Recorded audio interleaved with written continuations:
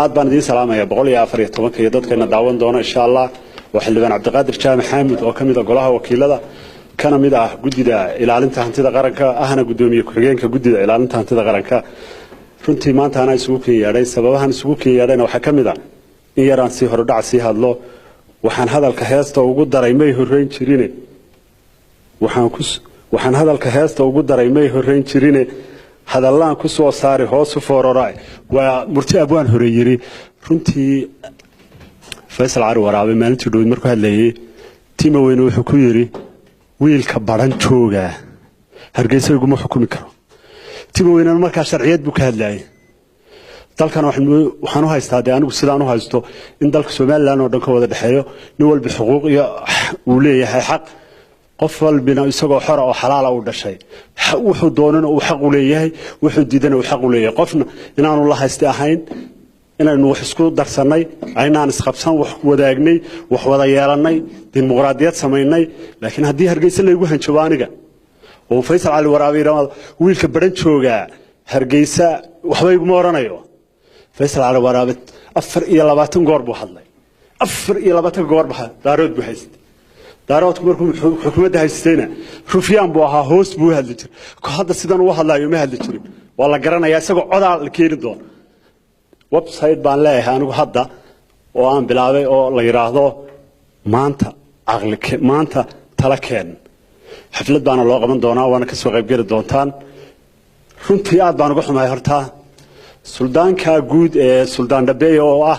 suldaan qaali oo ah suldaaniinta Soomaaliland waa naga qaban waayay laakiin ballan waxaan ku qaaday inaan iska qaban doono bulka yare oo saa yiraahdaan intaan ka qaado inaan ku garaac doono inta markaan ka tago ta golaha wakiilada aan ugu yimaado golaha wakiiladu waa gole sharci dejin waa gole la soo doortay waa gole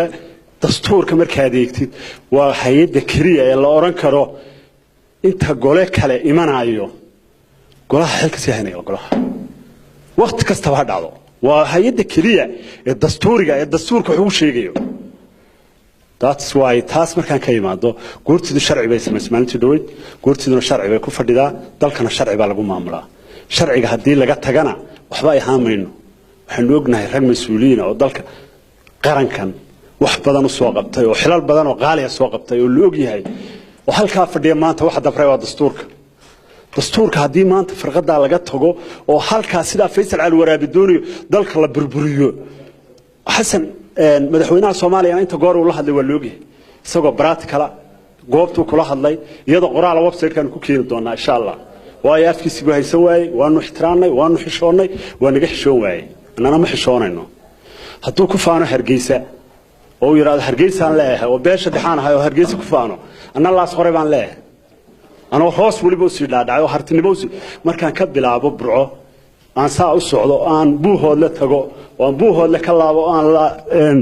لا سعنا تجو أنا ساعة الصومران التاس الحوض الصومران هذا أنا عرقابي ما دو سدح الدقمي وجوا وين أنا قاعد موت حتى خاص في هذا لكن كربانو هذا ياهو حتى شهادة أو تشيستو تركي بتشوجه وتشهكست أنا تشوجه حتى بري قلتي تجو بوسه حتى تجو meel walba lagu soo dhaweynaya waxaan ixtiraamayaa waan ku dadaalayaa wixii Soomaaliland ku heshiisay in ka soo beeshi dhaxa ka baxday oo qodobadii la saxeexday ee aynu dastuurka ku qoran aynan dastuurka wali ku qoran laakiin tijilmar agreementii ay ka baxeen hadana up to now waan ixtiraamayna waayo anaga cid naga joogta hadal oo magac leh oo xamar naga joogta ma jirto number 1 idinka xamar jooga number 2 wixii dalka yaalo dhan idinka qaatay xamar baynu ka nimi oo waxaan leeyahay xaqdar hada nagu sameeyay xaqdar ha tiraadin baan nagu sameeyay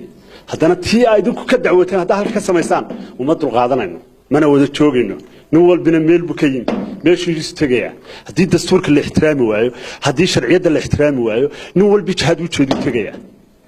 ana daaroodnimaan sheeganaya marka waligay kelmadda ma soo qaadin mana oran sababtaan u soo qaadanayna Cali Waraabe ka mas'uula waayo afal lagaada joogta oo aan geedna looga soo gabo maalmo walba la yimaado ta golaha iyaga markaan u yimaado golaha wakiilada sharciyad bay ku yimaadeen shirgudoonka hadda halka fadhiya xaraan ba ku jooga xaraan baana lagu siiyay kursiga ina riyaale maalintii kursiga la siiyay guriga madaxweyne ku xigeenka subaxii ka soo kacnay waan ku soo quraacnay waxbaan isku ogeyn kaabeyn baa la galay completely codka waan maxaysanay dubahan haddana 10kii baa nala soo hadlay waxa la yiri warkii hore ka noqo ka raac abdwaraaba yiri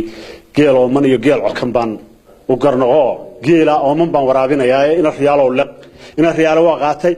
mudan axmed yuusuf yaasiin oo sharci yaqaan oo madaxweynihii hore oo la garanayo wuxuu garanayay sharciyada golahana uu ka shaqo uu joogi jiray inaan waxba u soconayn wuu taliyo waxa haddana la yiri mudanayaashadii markaan isku noqonay qaado go'aanka taas ku yimi meesha mana yimaadeen haddana tii baanu qaadanay tii waxaanu ka rabnay inuu cadaalad nagu maamulo anigu guddiga ilaalinta hantida qaranka ka mid ahay laba goor baa wax noo soo baxay barnaamij mar gudoomiye ku xigeen baan ahaa gudoomiye ku xigeentii oo dhan waa la kaxeeyay oo waa la geeyay Itoobiya inkastaan xaq ahayn in shir gudoonku raacaan oo marka ay ahayd mudanayaashu inay raacaan haddana shir gudoonku oo dhan baa isku qoray haddana anigu waa ku qoraa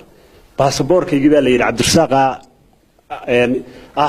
agaasimaha baasaboorkaagii soo bedel kii hore Soomaaliland baan haystay kii diblomaasiga Soomaaliland baan doontay lacag baan ku bixiyay haddana markaan lacagtii bixiyay oo fiisi lay keenay baa la yiri ka noqo in habar jeclaa ku dhoofay adigu daarood baa tahay mid tigis way dhacday adeer xaqiiq baan u haynaa tii maalintii dhow baa dhacday waxa la yiri guddida ilaalinta hantida qaranka halkan barnaamijka ku qabataa barnaamij mas'uul u soo baxay haddana ninka golaha haysta in adeerkiyo Bukhari buu keenay waxaan diyaana xaq u leh maxaa dhacay waxa la adigu daarood baa tahay daarood waan ku qanacsanahay waana ahay alxamdulillah meel walba waan degannahay haddana waxaan ixtiraamayaa in dalku is haysto waayo waxaan tixgelinayaa anigu intaa haddaan idin wada eego intaan macalinka u ahaa intaan wax soo dhigay dalka dibadiisa gudihiisa way joogaan waligay qabyaalad iyo qurun kama hadlin waana nacmaha runtii siyaasadaan dhiganaa oo dhalinyaro actifiin aan ku wada dhigano dood baan intaa ku haynaa moogta mar walbana waan isqancinaa waan isu sheegnaa anyway orani how golaha wakiilada saddexda shir gudoon ee fadhiya iyo xogayaha saddexduba ballan waxaan ku galay ama lama beenaye iyagoo bisaasa sidoodii oo waliba hoos eegaya inay halka ka baxaan waayo golihii bay xaq darro ku eereen caqdad bay isu geliyeen sharciyadii dalka oo dhan bay ku tunteen baash maalintii dhow wuxuu yiri guurtidu maxay tahay maalintii horena wuxuu yiri golahan $100 baan ku yimi wixii gumanaya iyo wixii kale shughul ku mali $100 aniga baroon baan ku yimi wallahi waa la soo weeraray markii aan la dooranayay markii dambe gurigayagii baan iibiyay markii xitaa xisbigan aan hadda kamid ahay nin kale oo aan maadeernahay oo jaamici Allah durkeeno macalkayga ka bacdina familkayga baan kala saaray si kasta baan ugu kala saaray dhaqaale wixii lagu xukmay waan bixiyay $4,000 baa la yiri bixiyay ama 7,000 qaado afartii baan bixiyay alxamdulillah waan ku soo baxay waxa weeye anigu waxaan nabcahay aan qaadan karayn in dalkii la yiraahdo qabyaalad lagu socdo waxaan danaynayaa oo aan jeclahay anigu qori qaadan maayo sidii dadka qaarkii qoriya u qaadan jireen banaanka u bixi jireen qori ma qaadanayo laakiin waxaan ku dagaalamayaa saxaafadda iyo qalin baan ku dagaalamayaa qorina ma qaadanayo hargeysana kama tegayo kulmiyana kama baxayo laakiin runtaan sheegaya wixii jira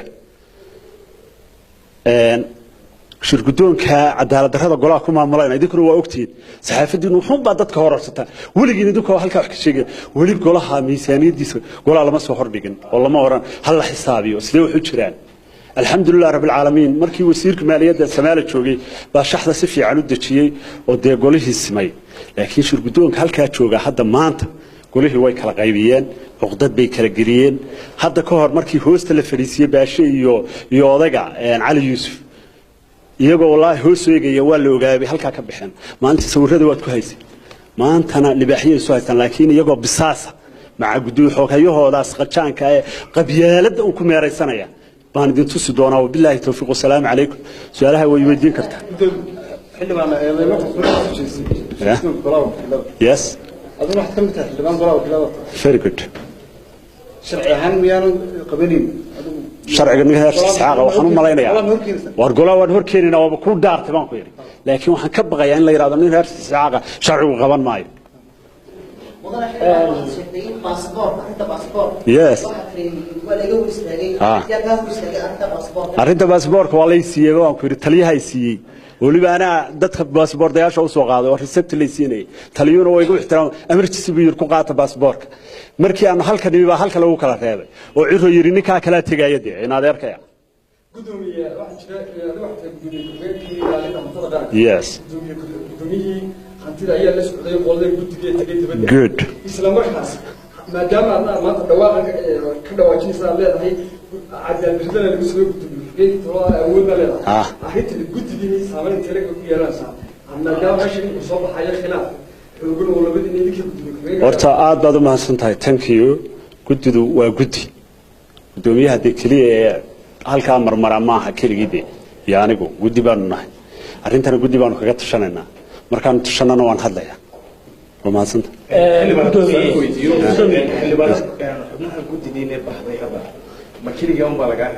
horta aan ku yara fahansiiyo mashruucu wuxuu ahaa guddida ilaalinta hantida qaranka uu soo baxay oo UNDP da baa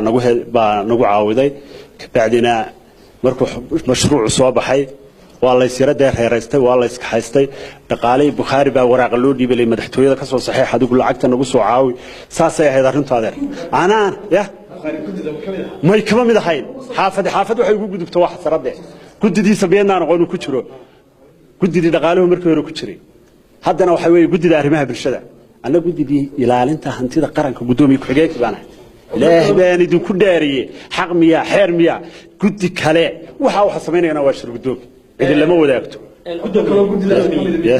gudoomiye wuxuu waa yaraa saddex xubnood bay haayeen aftii fahamka qaali waxa lagu maqalaa safarkan ay ku bixeen guddigu in condition-ka ku xidhnaa ama shuruudda ku xidhneed ay ahayd dad sita baasaboorro Yurubiyaani inay ku baxaan aad baan uga xumahay ardaygeena waa Taiwan iskaranayna su'aal boolis inaad weydiisid waa ka xumahay anigu baasaboorkaas waxaan tagay safaaradda Itoobiya baasaboorka Somaliland baa sito nooci kale ah baasaboorka Somaliland saasa loo eegaya oo la qiimeynaya qoraal baa lagu qorayaa warqadda fiisana warqadaas lagu dhufan baasaboorka lagu sidaa adeer u faham wax thank you hore waxaad u sheegtay in mar hore laga joojiyay safar caynkan oo kala waana markii labaad maxaa lagu beegsanayaa baad marayn oo markii labaad keen aad baad u mahadsantahay waa su'aal meesh ku jirta runtii mar waxa lagu beegsanayaa kulmiya tahay oo kulmiya difaacisa kulmiyana waan ku qanacsanahay waa ahay waana ahaan doonaa waa difaacaya siyaasadiisa ilaa daqiiqada ugu dambaysa laakiin tan way reeraysan tahay oo reer ahaan baa lagu beegsanayaa laakiin reer ahaan waxba laga qaadi maayo هاي دادة سعى